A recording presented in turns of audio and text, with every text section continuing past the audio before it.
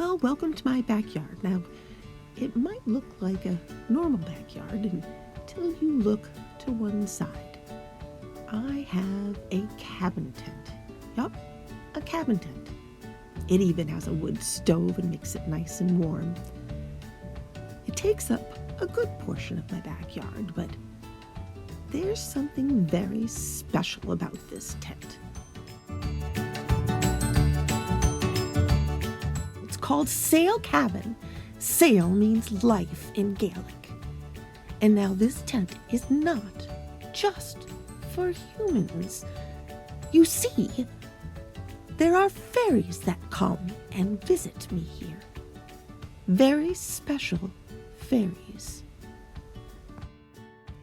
Now inside my tent, it's very special. There's the fairy houses and leaves and beautiful flowers, and yes, there's even some little critters that come and hide out in the trees. And sometimes when you're not looking, they'll even start to move. Now, this might sound strange, but my tent talks to me and tells me what it likes to have in it. I find special things like this old chair I love to sit in by my fire that gets so warm and cozy. The wood stove burns so well, it gets warm in here so quickly.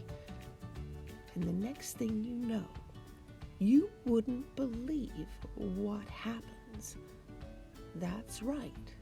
Right over here is the door. It's my fairy door. Sometimes fairies come through the door, sometimes they'll come right in through the window, but most of the time they'll use this door. Now there is another door that's very special. It's hidden. It's for the fairies who tend to be a little bit shy. I don't know if you can see it over there. It's quite dark, but it's back there.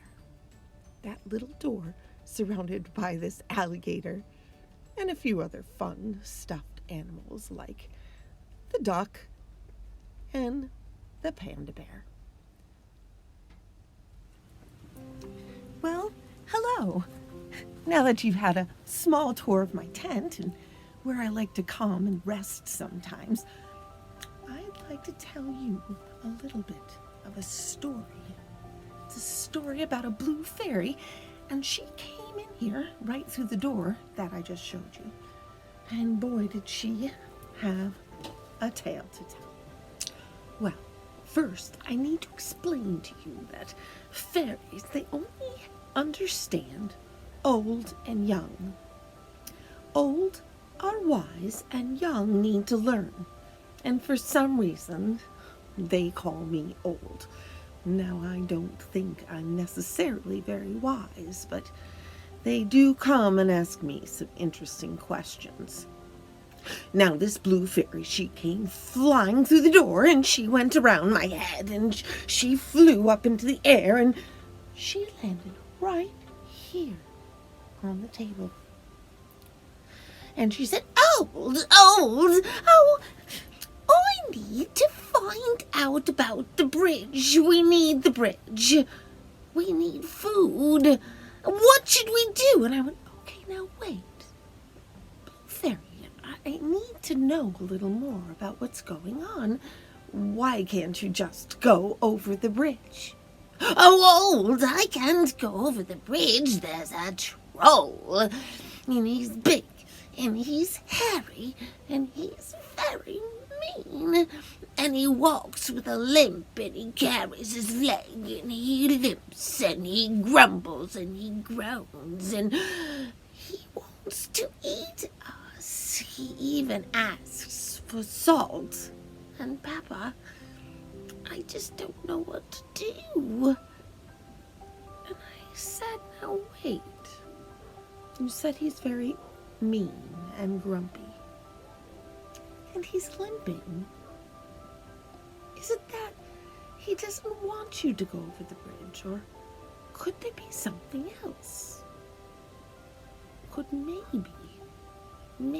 he'd be in pain. Maybe it's not all about the bridge.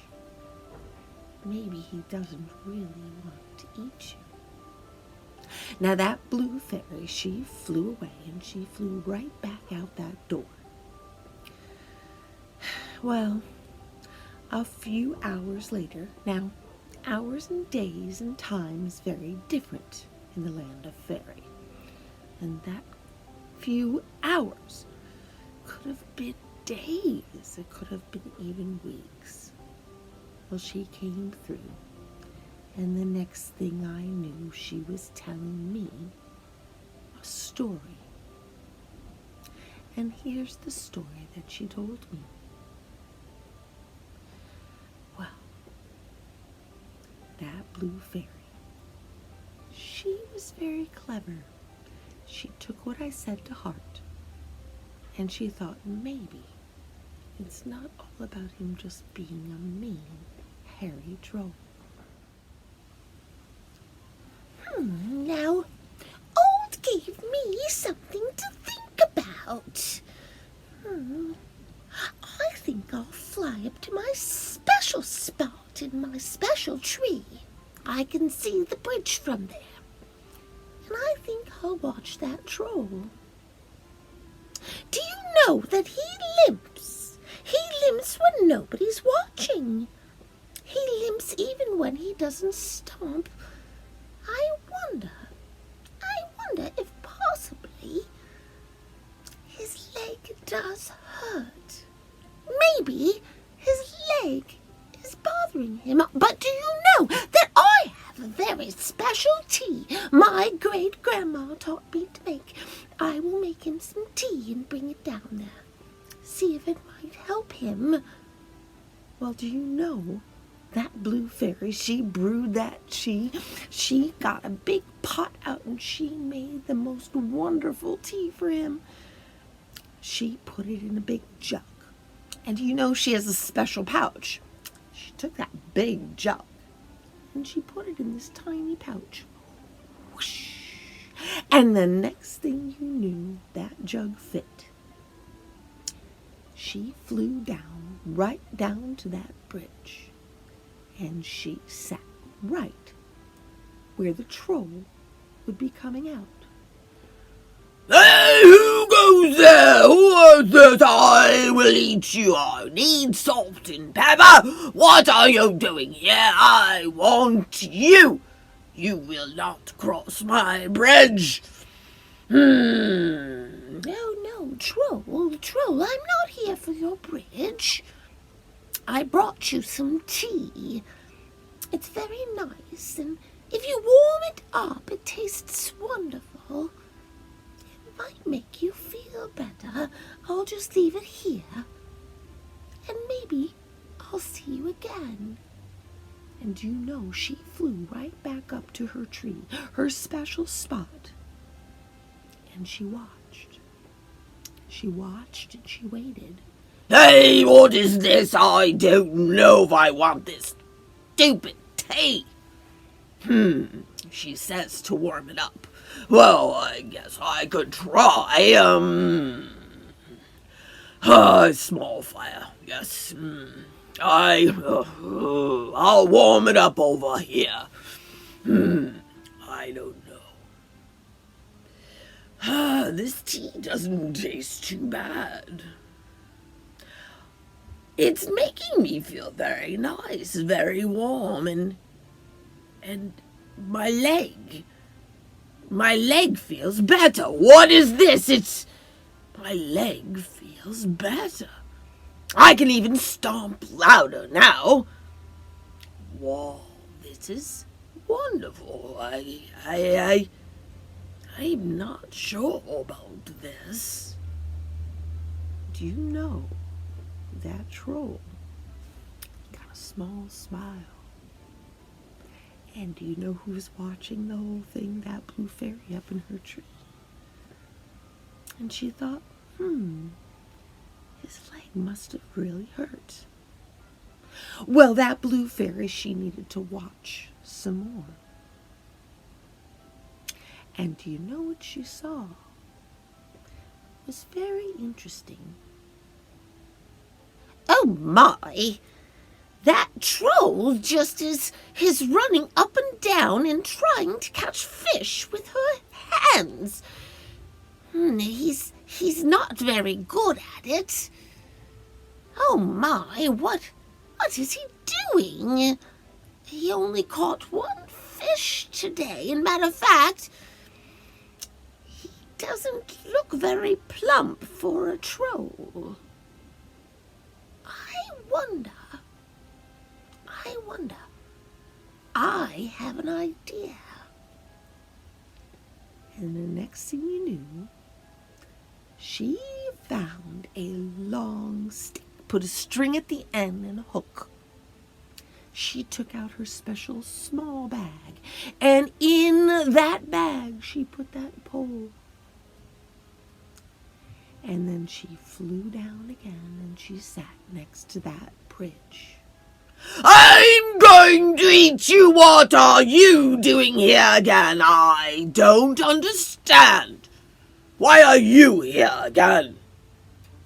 Oh, Troll, I don't need to cross your bridge.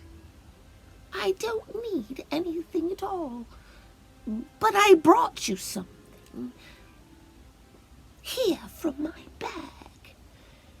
Here is a pole. It's called a fishing pole. Do you see the hook at the end of the string? You'll find worms. Put a worm at the end and drop it in your river. And see what the fish do. And she left. She flew back up to her special spot, her tree. And she watched. She watched all day. She watched the next morning. And do you know what happened? That troll, he didn't catch one fish. He didn't catch two fish. He didn't catch three. He caught 5 fish. 5 old fish. And do you know what she saw? She saw just a small smile in the corner of his mouth. But she also saw something else.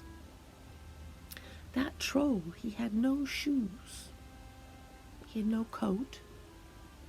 His pants and his shirt were awfully full of holes. She thought, I know what I need to do next. I think that he just might be cold. I will find him some special clothes and shoes. she took out her small bag. And in that bag she put big troll shoes, a warm coat, a shirt, and a pair of pants, and even a blanket. She wasn't sure that he even had a blanket. She flew down and landed next to that bridge. What are you doing here again? I might want to eat you. I might look for some salt and pepper. I might want to. Maybe what are you doing here? Oh, Troll, I just brought you a few things. Here's some shoes and a coat, a pair of pants, and a nice warm shirt, and a blanket just in case. Didn't know if you had a blanket. And she flew away. She flew back up to her special spot. I don't know what to do with these things. I've never. I guess I will put them on. I just don't understand. I want to be angry. I want to just fix my bridge. And that troll went back under his bridge. And with the fairy watching, he came out with a shirt, pants, new coat. He fished all day. His belly was full. And do you know what happened? He started to smile. well. The fairy said, I think that I need to leave him a few more days. Let him enjoy himself. And she did. She went on and she did some other business because she was a very busy fairy. And in about 6 days, she came back and she flew up and sat in her special tree. And she watched that troll. And that troll worked very hard. That troll was moving rocks and stones. He'd be under the bridge making noise. And she flew down and she said, Hey! What are you doing here? What? What do you really want? Well, Troll, what I really want is for you not to be in pain. I want you to be warm. I want you to have a full belly. I don't want you to suffer anymore. And I hope you are feeling better. I am feeling better. I have been able to walk on my bridge. Do you know that for many generations we have taken care of this bridge? It was my turn, but times are hard, and I have not had proper shoes or food until now. And I have not been able to even bring my family here. I have a small boy. His name is Zed. But I still wonder, what do you really want? Well, Troll, you see, times have been hard for us in our village. The village right over that hill. We have gnomes and fairies and elves and many other creatures that live there, and we're having many children. And there are farms on the other side of the river. We need to use your bridge. But we don't want you to suffer. Could we possibly use your bridge? What could we do for you that would let us use your bridge? Did I tell you that I told you I have a son? His name is Zed, and not only am I a father, but I am a teacher. I am teaching him to take care of that bridge. Let me see what he would do. Zed! Zed, come here! And out from under that bridge came a small, hairy troll. A little boy troll. Yes, Father, what would you like? Father, I have been working hard in that one corner. The rocks seem very unstable. I've been putting rocks down. Would you like something from me, Father? What would you like? Zed? This is the Blue Fairy. This is the Blue Fairy who taught me to fish, brought me shoes, and made my leg better. That is why I went and got your mother and you, and we're all together now, under our bridge.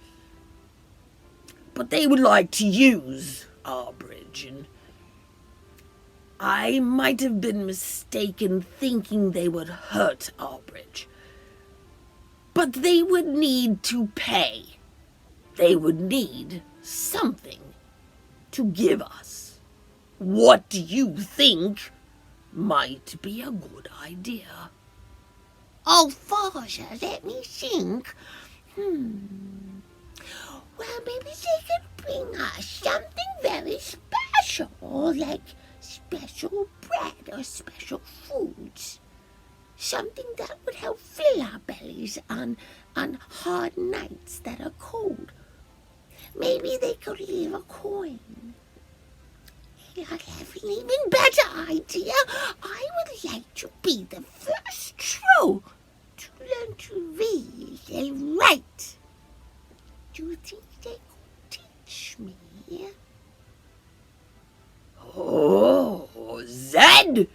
You're a brilliant young boy. That is a wonderful idea. I would love for them to teach you like I teach you about how to take care of our bridge. And bread and a coin would be wonderful too. Oh, Troll, let me write all of this down. I will make sure I will talk to the village elders and we will see. I am sure they would love to do this for you because we feel like you should be part of our village. Your bridge is very important and we really do care about you. Do you know that blue fairy? She wrote everything down, all of the ideas that Zed had. And that bridge was respected. That bridge was taken care of, not only by the troll and by Zed, but also by the villagers. They would leave nice gifts. They would make sure the trolls had what they needed, food and clothes. And they really cared. And you know what? Zed was the first troll to learn to read and write. And that's a whole nother story, because he became a bargainer too. But now, what do you think was important in that story? When you see somebody and they might not behave the way you want them to, they might snap at you and they might yell at you, or they might call you a name. Sometimes it's not all about what you think. Sometimes there's something else going on. Like someone could be in pain, or someone could just be having a bad day. Also, we need to slow down, and we need to look and watch and listen and see what's happening, just like that blue fairy did. And that's very important, because when you learn to do that, maybe you can find a way to help. But there's also the other half of that. That troll should have asked for some help. He should have asked when it got hard, instead of just becoming a mean, hairy, angry troll. He should have looked to solve the problem before he got that mean and looked for salt and pepper. My goodness, you would never want to eat somebody. It's just not very nice even to say it, let alone do it. But now